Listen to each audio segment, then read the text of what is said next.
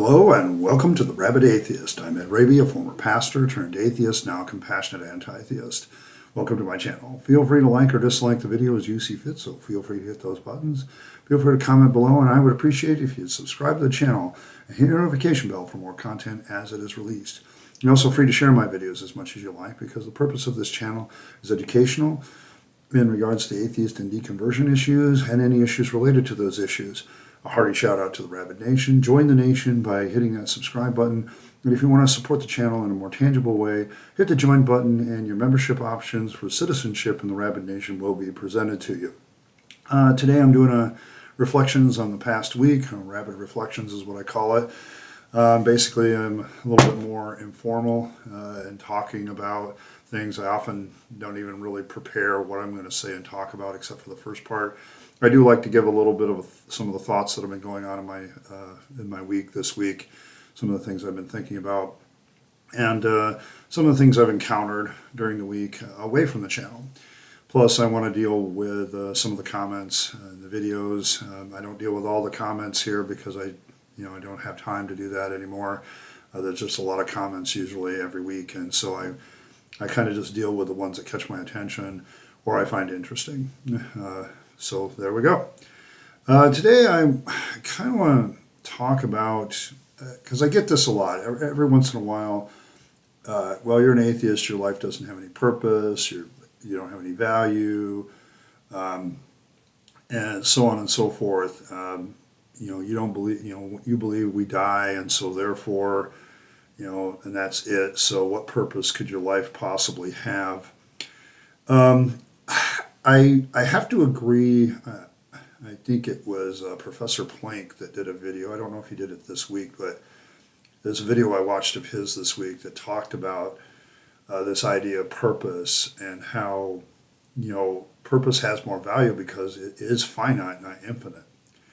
If you're in the desert and you have this spigot, this thing coming out of the rock that gives you infinite water, even though you're in the desert, that water doesn't have any value to you because you're right there and you can always get it. But if on the same token you only get one bottle of water a day dropped from the sky, and you better hope that you find it, then that bottle of water has much, much more value than a spigot that's constantly giving you water all the time.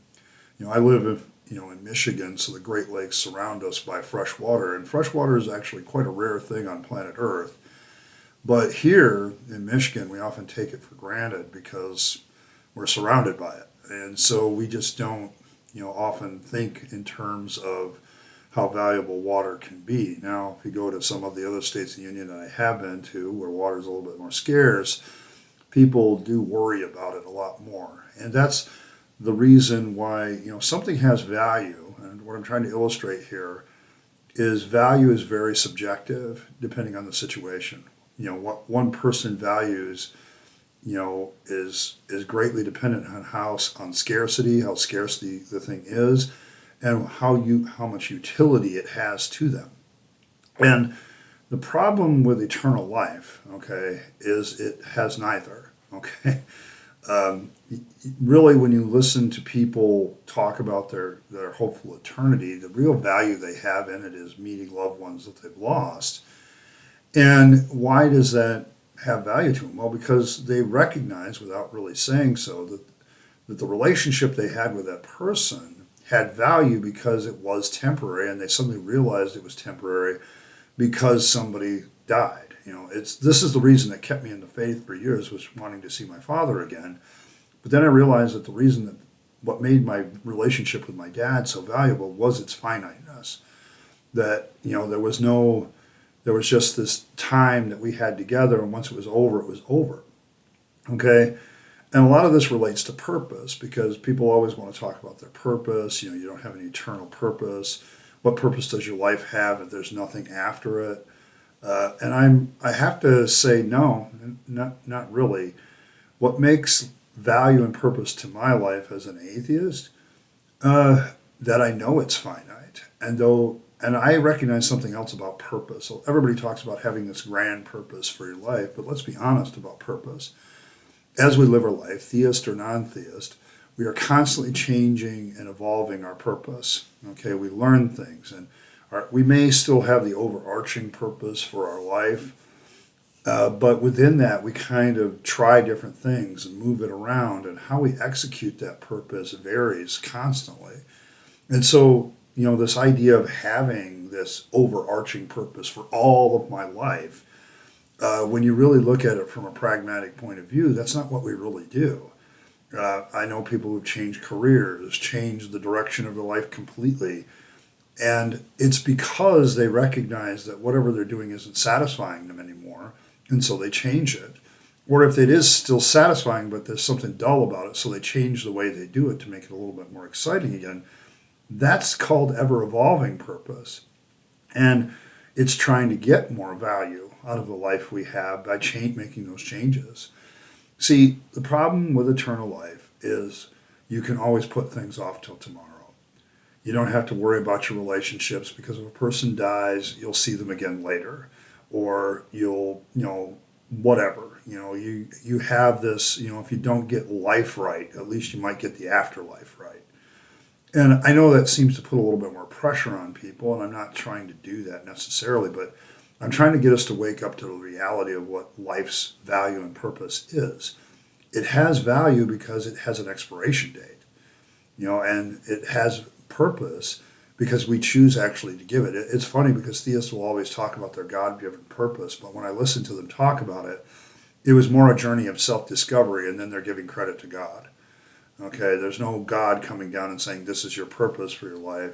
They always talk about praying and fasting and trying to discover your purpose in the Bible or whatever. And all you're really doing is trying to justify the purpose that you already probably have in your mind of what you want to do. And so you're trying to get God to back it up. But for those of you that are theists and want to criticize the atheists for not having purpose and value in their life, I can create my own purpose, and my value of my life is I recognize that it is finite. It's why I do a lot better job taking care of myself from a physical standpoint, from a mental standpoint, because I want to get the best out of life, because this is the only one I get. And because I place more of a value on it than you do your own, quite frankly, I really work at it. Life's moments are precious to me because I never know when the last one will be. And so I'm always trying to enjoy the things around me as much as possible. And I think it's a kind of a misnomer about purpose and value and what really makes things have purpose and value. I don't know if purpose and overall arching purpose is a reality for any of us. I mean, if you look at your life, have you always had the same purpose for it? The answer is probably no. You've changed things, you've moved things. There might be some exceptions, and I note that, but the fact of the matter is my purpose for my life now is much different than it was 30 years ago. When I graduated from high school, I had a certain aim, and now I don't have that aim anymore.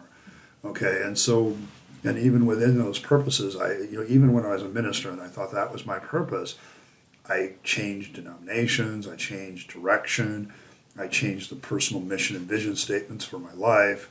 All the stuff that you do when you're trying to do that. Those got changed and altered as I learned new things, as I saw more things, as experience taught me some things. I changed my purpose constantly. So finding this ultimate purpose for your life, I think, is a bit of a misnomer, and the value that we place on that is constantly changing and relative. It's not, absolute value that you have. My value as a human being, is the same as every other human being, because there's a lot of us. Okay, but the value I have to my life, I place a pretty high value on that, because I don't know when the end is, and when it happens, I really won't care that it's over. Okay, I'll have the same care and concern about life that I had before I began. And so that's kind of where I stand on it. I think this is kind of the discussion that a lot of us get into with people. Well, what purpose do your life have? I have a constantly ever evolving purpose to my life, because that's the way it is. That's the way it is for all of us, okay? And my value I place on my life, well, it's finite, so I value it quite highly. I want to live as long as possible, and I want to love as much as I can while I'm doing it. So, there it is. Weekly recap. Did 4 videos this week. I did miss the Bible study week this week. I do want to apologize for that, but Tuesday morning, I'm kind of I'm a day behind on my videos right now as far as production. I need to get it back to where it was, which was like a day ahead. Then there's no pressure while I'm working on a video to get it done with a timeline. I actually work better with that a little bit. There is pressure because I need to get it done for the next day, but it's not so much that I'm having a creative funk. But Tuesday I just had a lot of personal business in the morning that I had to get done then, and don't have any other alternative because I work third shift. So I need to get home, get some sleep, and then by the time I got up, I realized I was just not going to have time to produce anything without causing myself some really undue stress. So I do apologize for that, but we'll try to get back at it this week with whatever we're doing. The first video this week, of course, I did on divine hiddenness and Mike Winger's attempted explanation of why divine hiddenness is not really a thing. I got interesting comments. There was one or two people that basically restated what Winger said as if restating it somehow makes it better. Okay. Still a problem. I'm sorry. I think he dodged the issue of divine hiddenness because he never dealt with the philosophical, theological side of it in the video at all. He went right to, I don't believe that a person who seeks for God won't find him. So when you say you seek for God and didn't find him, I'm just going to say you didn't really earnestly seek him. I'm going to question the sincerity of your belief that you sought after him. And I think that's dishonest. Okay, one, I think it's an ad hominem. You're basically attacking the person, and you're getting God off the hook. Somehow God escapes this discussion because you don't want to discuss the fact that maybe God just doesn't show any evidence of being real. That's why he's hidden, and you don't want to deal with the philosophical side of that argument. And I don't think restating the argument in the comments is going to really help you. It doesn't give it any more force. It just shows how many of you believe that that's a good argument when it isn't. I also saw a discussion where somebody had posted that by age 13 they realized that God probably didn't exist because they never heard of him, never heard from him. He was in the church from 5 to 13, and then somebody commented about it, well, 13-year-old logic. Well, I'm 54 and I have the same logic. Okay, I'm very sensitive to ageism, and I didn't block the commenter because, go ahead and say something nonsensical, and I'll just point it out later. Just because if a 7-year-old figures out the truth of something in life, it doesn't matter that they're 7 years old. Okay, truth is not relative to your age. Okay, so those kind of comments, if you're ever facing a theist making some kind of statement like that, it's like, dude. So when a 5-year-old comes to the altar and gives his heart to Jesus, well, that's good 5-year-old logic. But when somebody 13 years old that's been in the church from 5 to 13, he says, you know what, this is garbage. Somehow that's 13-year-old, that's just young person's logic. But when they find Jesus, boy, they're really smart. Okay, so it's like, age doesn't matter unless it's something that you don't believe in, and then you attack that because it's just an ad hominem. Get over it. Some people commented along the lines of, well, you just can't understand the basic thing that, God reveals himself to people, some people and not to others. And it's like, you do realize that you're kind of offering up proof that God plays favorites, even though the Bible says he doesn't. Okay, but the Bible says didactically, God is not a respecter of persons. Okay, I think that's in James, as I recall. But at the same time, even the story of the Bible shows that he does. And then you just basically admitted that God likes people and loves people enough to show himself and demonstrate himself real to some, but not to others. That shows that God plays favorites. Okay, your God in your mind plays favorites, and he's not supposed to.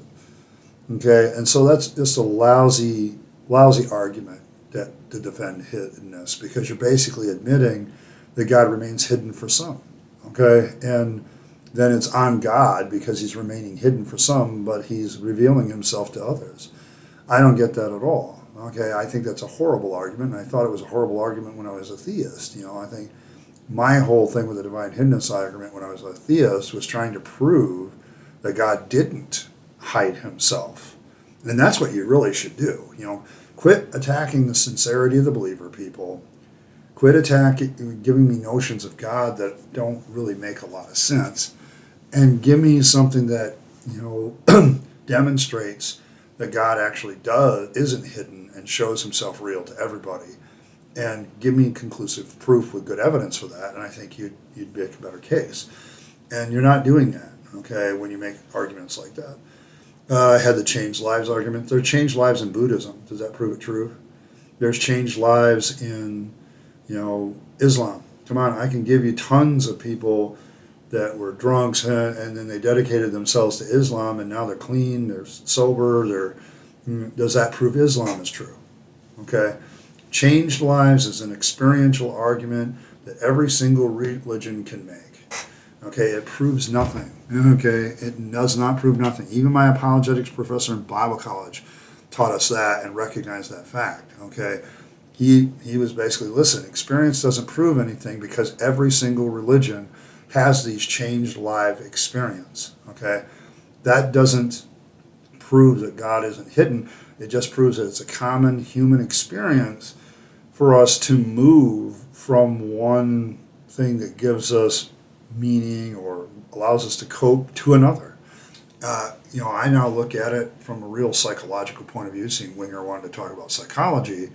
When you consider that religion stimulates some of the same areas of the brain that alcohol, drugs, sex, and all the rest of it stimulate, because it's emotional and experiential, you're just changing one addiction for another. Okay, and just because one's more socially accepted doesn't still not mean it's detrimental. I personally think that religion poisons everything, causes you to waste your time, waste your energy, and waste your life, okay, your money and everything else. It's a con, okay, and you're being fooled by a con, okay, and I realize that Mark Twain is right. It's easier to fool people than to convince people that they're fooled. But to be honest, religion is a salesman thing that's selling you an idea, and it's a false one that has no evidence, and this is particularly true with a lot of other people. I think on my second video this week, I was talking about deconstructing the Romans Road. Somebody asked me about my views on hell. I gave them a response in the comments, but I think it's a good thing to note here in Rabyd Reflections. At the end of my believing days, okay, and when I was working through the Bible on a lot of issues on my blog, All Things Rabyd, I dealt with the issue of the doctrine of hell. And I looked up every verse that I possibly could think of, and I did a thorough search, finding every discussion about hell and the afterlife, trying to figure out what was, according to the Bible, what is people's eternal destiny. Okay, according to the Bible, the best I could come up with, and we need to understand that the Old Testament doesn't have really a doctrine of hell. It talks about Sheol. I think at Jesus' time, when he tells the story of rich man and Lazarus, he's reflecting a common perception at the time that there was this place in Sheol of Abraham's bosom, where there's Sheol, where the place of the grave, the dead, where you basically become non-existent. You're there, and you just don't have any consciousness of anything. But then there's this other place where the righteous go, Abraham's bosom, where people who are righteous get a little extended, life and are with God and, with Abraham. But then you have Jesus adding in the idea of burning eternally with fire. And then the more I looked at it, I got to Revelation, where you see hell, death and hell thrown into the lake of fire, indicating they're two separate places. I thought to myself, and the more I realized that it seems like that what we have is a case where until final judgment, we have hell, and we have Abraham's bosom and hell, and the righteous go to one, and the unrighteous go to the other. Okay, and burning for all eternity, of course, is a perfectly just thing to do, for all the temporal things that we might have done. I'm sorry, burning for forever doesn't seem to be right to me, and it didn't seem there. So what I became at the end of my theological career, and I now understand, I dismiss all of this as nonsense. I don't think hell exists. I think it's made up to scare the living crap out of people. And, it's a manipulative fear tactic is what it is. And I'll stand by that, by the way. But what you have is, in the Bible, at least in the New Testament, you have this temporary place of hell and the grave and all that stuff and death that, where God dispenses his justice to the righteous and the unrighteous. And it doesn't seem to really be about that either, because Jesus' words are, to the rich man, you've received all good things in life, now you're going to get all these bad things until final judgment. There's no way of getting out of this. And then you turn to, Lazarus, who starts to be in Abraham's bosom and enjoys the presence of God because in life he was crap. So it doesn't have anything to do with about belief. Even when you really look at it, it actually has a lot to do with what a person receives in life. You get the opposite, in the afterlife at the beginning. But then all of that is thrown into the lake of fire. And the more I read about it, I said, I think the lake of fire is more of an annihilation thing. There's no hope of escape, and the way it does it just destroys you. So I was a temporal, punishment place for hell, and then the lake of fire is permanent annihilation. That's what I was at the end of my ministry career. It was the best solution I could come up with to explain the varied verses in the Bible, particularly in the New Testament. At least that's what I was at the time. So if that's what you want to know, that's what you want to know. But I now, of course, think that hell is an imaginary place. I think it was created by Jesus, if Jesus existed. Okay, the Gospels certainly create the notion of a place of torment and burning and weeping and gnashing of teeth and all that other crap. But then, Revelation kind of says, okay, all that's going to be thrown into the lake of fire. Okay, whatever that means to you. That it goes on forever and continues to torment people or whatever. But I just got rid of it all. So, but that's what it was at the end. Video 3, all the inductive arguments for the existence of God. Got a lot of comments about, these are just 3 more arguments. They're interesting. Thanks for sharing. But one guy wrote on there, how did I go from being a pastor to an atheist? And, I've written, my deconversion story is, and he later found my deconversion story and watched it and then still couldn't believe what was going on, hoped that I would find God again someday. I'm going to tell you, I get that a lot. A lot of people don't understand how somebody who is deeply involved in a faith could discard it. And the reason is that, I discarded my faith for good rational reasons long before I had any personal reasons to walk away. And that's what throws a lot of people. A lot of people think, you have this personal negative experience in church and that's why you're no longer a believer. I was no longer a believer, and that led to a negative experience in the church. So, it's the reason I became an unbeliever is doubts that crept in almost immediately from the time I was a teenager till Bible college, seminary. Throughout my ministry, I was wrestling with those questions, and I finally got to a point where the questions didn't have answers. Okay, and I realized they don't have answers, and they never will. A lot of what religion, particularly Christianity, is a bunch of unfalsifiable claims, which makes it a weak sauce case, to be honest. If you want to strengthen your argument, you make it falsifiable, because then if you can hold up to the falsifiability, then it must be a lot closer to the truth, okay, than something that, it's kind of, the claim, going back to Mike Winger video, when he says, you just didn't seek God enough. Well, that's an unfalsifiable claim that he's making about other people. And so he hides behind this unfalsifiable claim instead of dealing with the arguments, the philosophical side of the arguments for the existence of God. And it's stuff like that.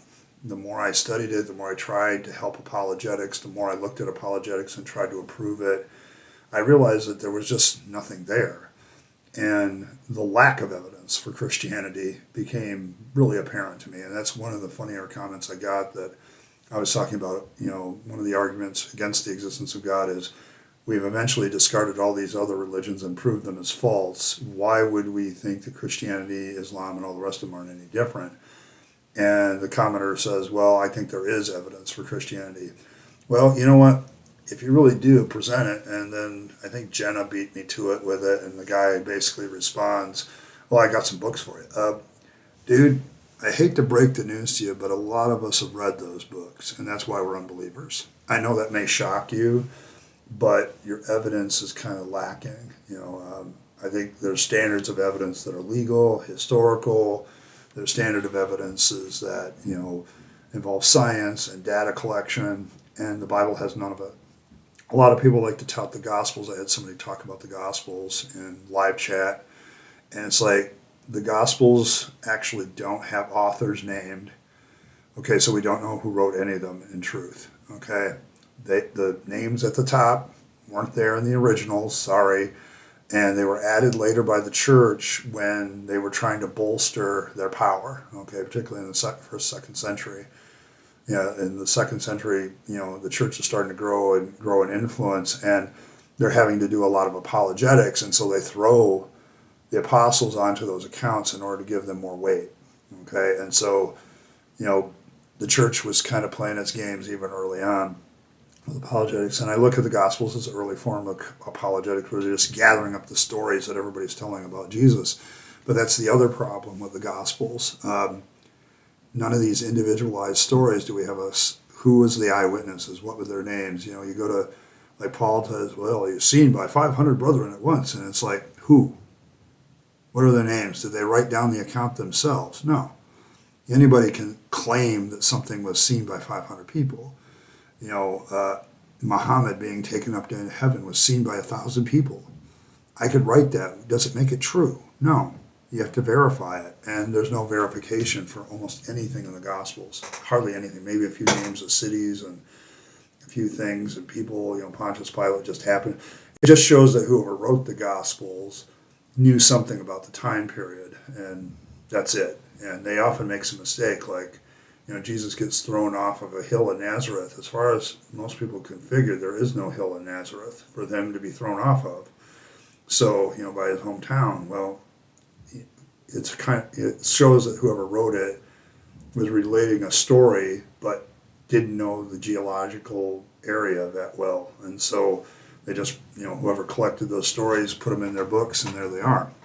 And it's also pretty evident that at least three of the Gospels massively just copied each other. Probably Luke and Matthew just massively copied Mark and a few other sources. Well, that's not Matthew and Luke providing more witnesses. It's just regurgitating the same witnesses you already have, which can't be verified. So your evidences for Christianity are pretty thin, okay? There may have been a guy that was named Jesus of Nazareth. There may not have been. He might be a conglomeration of a lot of messianic characters at the time that they were all over the place. So, he just may have been another one of them that people took a liking to and kept adding to the story. And by the time you started writing down the stories, it had been added to and exaggerated, just like any other fish story and any other urban legend. And don't give me the crap, that couldn't have happened in that short amount of time. Ma'am, sir, I was a Pentecostal. I watched a simple, I'm going up to the altar to get anointed with oil for a headache, turn into, within 2 weeks' time, that person went up, they had an incurable brain tumor, and they prayed to God, and then when they went to the doctors, the brain tumor was gone. And that took 2 weeks for that story to get exaggerated that far. Somebody took it and ran with it. And then everybody believed it, and no matter what this person did to say, I just had a headache, it didn't matter. God had already done a miracle. So don't give me this crap that's too short a time. It's actually quite a lengthy amount of time. If it had been 5 years since the events and the writing of them, I would still say that you could get a lot of exaggeration. Okay, so no, it doesn't work there. So there isn't really that much more evidence for Christianity than others. Somebody mentioned the whole apostles thing. Seth McDowell he used to use this argument along with his father about how all the apostles died for their faith. He's been in debates now with Paul Agia and several others, and even he, who used to be a proponent of this, has walked it back. And he says, you know what? When I look at the ancient source documents, he said, Fox's Book of Martyrs was written in the 1500s. Okay, which is usually the best source of all these. Well, that's 1,500 years removed. And it's all based on other stories that the church told about these things that aren't verifiable.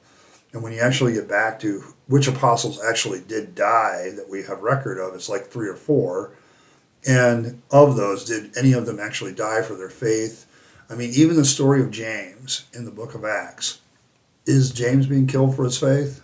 No. He's being killed for political reasons because Herod sees it would please the Jews. Okay, that's not giving him an opportunity to recant his faith or else. That's hey, these guys don't like these people. I'm going to kill him and earn some political brownie points. And that's all it was about. And so, even James, the apostle, is killed in the book of Acts, but he's not killed for religious reasons. He's killed for political ones. Okay, and so you don't really have, they all died for their faith. They died for reasons, and they might have been killed for reasons, but it's the for their faith part that's really, really questionable. And we actually don't have actual, eyewitness accounts or anything for 8 or 9 of them.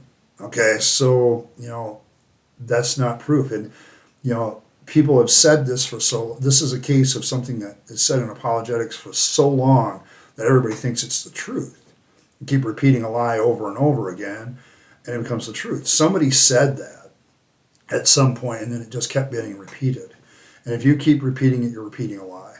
Okay, I'm just going to be blunt with you. Okay, not even good Christian scholars believe that anymore. Okay, and they've discarded it. Last video was a reconstruction video. It didn't get a lot of views, but those that did were always very appreciative of it. They enjoy, my reconstruction story. I'm just trying to give people some hope, and that just because you leave your faith doesn't mean life is over. In fact, your life is just really beginning. Trust me on that one. And yeah, I'm having my struggles just like everybody else. Nothing's perfect. Welcome to life. Okay, but you can see your way out of the fog and find a purpose, find value in your life again, and you don't need religion to do it. And so, that's kind of how I ended the week. So, I think that's it. I think I've dealt with everything of real value this week. And so thank you once again for doing all the things you do, liking, sharing, subscribing. You guys are what make this channel work. We're getting very close to being about halfway to my next goal of 2,500 subscribers. I'm getting close to 1,250, and so I'm kind of pleased with that. That's been a slow, steady growth right now of the channel, and I appreciate that. That's all due to all of you. A lot of new subscribers of late. A few ones that have commented. Thank you. Appreciate you. All of you that have said, "Hey, I appreciate your work." Thank you. Does my you don't always get a lot of encouragement in this business, and so when I get it, thank you very much. It's very much appreciated. Well, that's it. Thank you very much for stopping by. As always, don't live your best life. You only get one go around, so make sure you take all your time, your money, your opportunities, give them real value, and do them for things that you love and care for yourself, for your loved ones, for your family, and to make this a better world, and don't waste them on the trappings of religion and faith. That's a dead end. I speak from experience. And as always, thanks for stopping by, and I'll catch you next time.